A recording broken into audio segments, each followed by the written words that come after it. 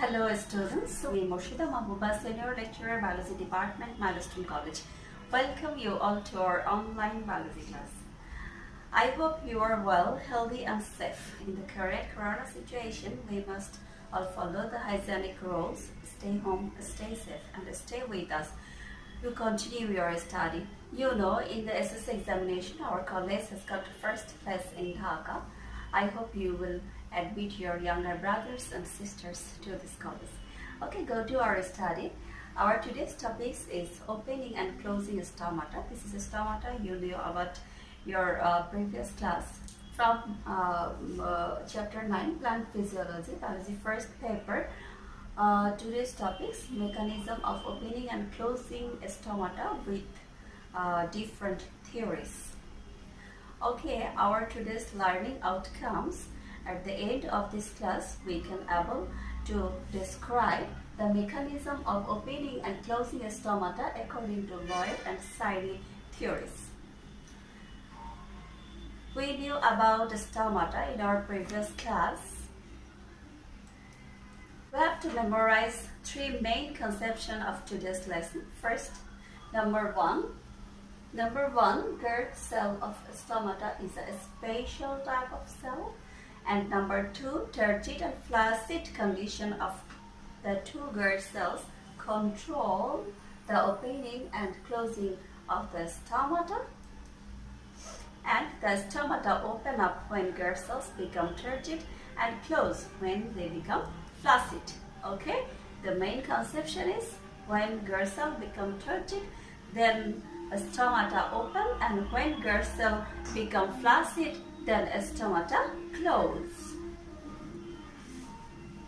Okay, now Loyd theory. In Loyd theory, there are three main conceptions. Number one, changes of somatic pressure. Number two, interconversion of starch and sugar. And number three, photosynthetic activity of guard cell chloroplasts. Loyd theory. In your English version textbook, actually there is no clear conception of Loyd's theory. You may note down it to make easier. Okay, number one. According to Loyd theory, the opening and closing of stomata is governed by starch and sugar interconversion. During the day, due to photosynthesis, glucose accumulated in the guard cell. And as a result, guard cells become osmotically active, and therefore water will move into the guard cells from the nearby cells through osmosis. Okay, guard cell gain turgidity and they bulged outwards, hence stomata opens. This is the flow chart of the day. During when day light is present, then soluble sucrose increase, photosynthesis occurs in guard cell, so glucose formation occurs. So here glucose is soluble, water soluble. We know glucose is water soluble. In this condition, increased osmotic pressure in guard cell. Then endosmosis takes place from subsidiary cells to guard cell, and when target pressure increase, then guard cell become turgid and then stomata open. Okay, this is the easiest flow chart. In the presence of soluble sucrose, increase osmotic pressure, then osmosis occurs, then guard cell become turgid and stomata open. Clear? Clear is it? Okay, at night, soluble glucose or sucrose converts into insoluble starch. Converts into insoluble starch. Starch is insoluble, so guard cell then osmotically inactive. Then they lost water by the process of exosmosis and stomata close. This is the flow chart. During night, for the presence of insoluble starch, decrease osmotic pressure, then exosmosis, guard cell lost water, and then guard cell become flaccid, and then the stomata close. Clear is it? This is Loyd theory. Okay, now sayre theory based on two main conceptions. Number one, changes of pH. Changes of pH and interconversion of starch and sugar.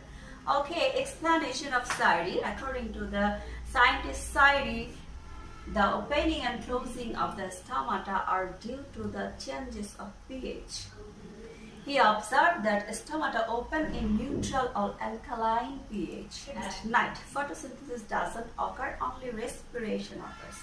So, in respiration, we know about respiration, it produces carbon dioxide, not only carbon dioxide produced, but there is no process to utilize it. So, there is a high accumulation of unused carbon dioxide inside the GERD cell. Carbon dioxide combines with cells up to form carbonic acid. Listen, carbonic acid. So, in this acidic condition, the value of pH decreases. You know it. When the value of pH decreases to 5 or even lower, when the pH reaches close to 5, phosphorylase enzyme converts soluble glucose 1-phosphate to the insoluble starch. Soluble glucose 1-phosphate to the insoluble starch.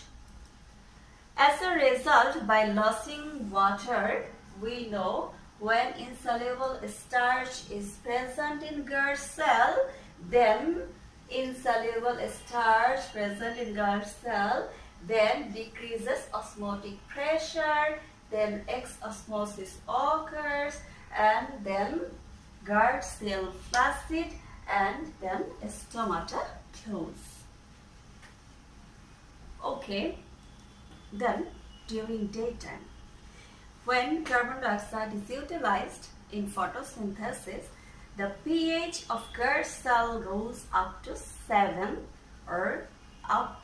During daytime, when carbon dioxide is utilized, then a starch converted into glucose 1-phosphate with the phosphorylase enzyme. So when pH goes to 7 or up, so glucose 1-phosphate, we know glucose 1-phosphate is water-soluble condition, water-soluble glucose or sucrose. In this condition, increase osmotic pressure, then endosmosis, and GERD cell become turgid, and then stomata open.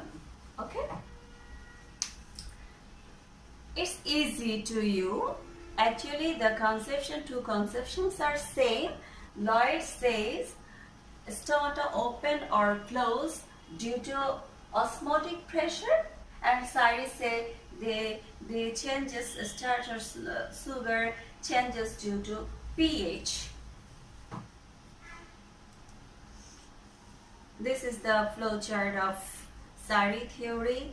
During day, starch converted into glucose 1-phosphate, starch converted into glucose 1-phosphate, and during night, glucose 1-phosphate, when pH goes to 5, glucose 1-phosphate converted into starch, insoluble starch, and then stomata close.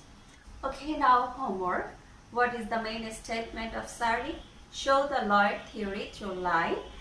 The opening and closing of the stem organ is due to the difference of osmotic pressure. Explain it. And number 4, the opening and closing of the organ is controlled by pH. Describe. Okay, properly submit your homework. Everybody cooperate with your teachers, cooperate with us. Thank you all.